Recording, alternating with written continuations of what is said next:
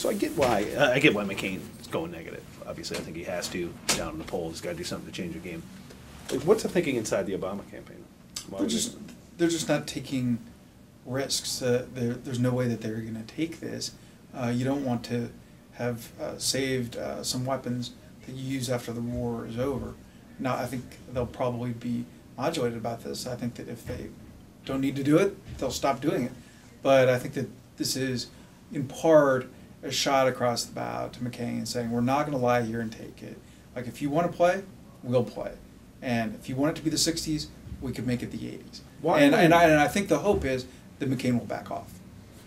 Why, when the media does coverage of of McCain in his attacks, like it's all through the prism of, oh, look at how dirty McCain is, look how negative McCain is. Yet if you look at what Obama's done the last couple of days, I mean, raising Keating 5, which is obviously long ago. Many of our fellow citizens apparently believe that your services were bought by Charles Keating. The Keating 5 involved all the things that have brought the modern crisis. But also saying in an ad, that McCain is erratic, which, come on, like we all know exactly what he's getting at there. It's about his mental stability and his And by the way, age. that's a quote from USA Today editorial. Okay. Do you think there's a difference in the coverage? I mean, does McCain get hit harder when he goes negative than Obama does? People have always had this image of McCain in their mind as someone above politics. In fact, one of the Obama staffers now on his emails has as his quote at the bottom of his email, a quote from John McCain that says, I'm not going to take the low road to the highest road in the office, highest office in the land. But, as you know, Obama was on his high horse too. So what do you make of the disparity?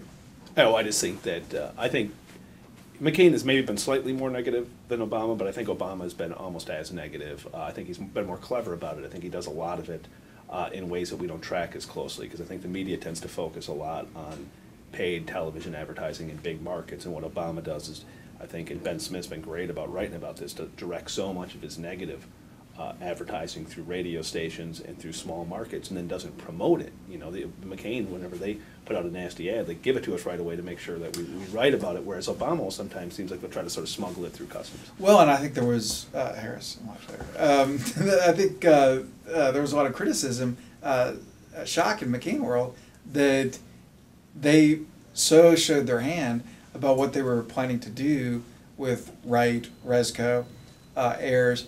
One of his earliest supporters is a man named Bill Ayers.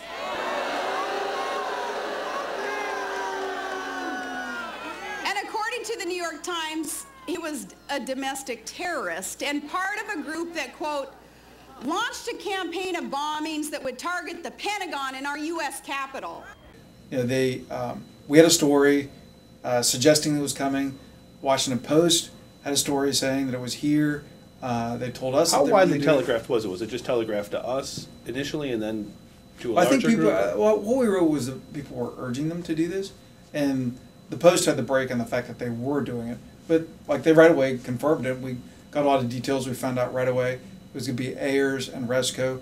Senator McCain told them that they could not do Reverend Wright.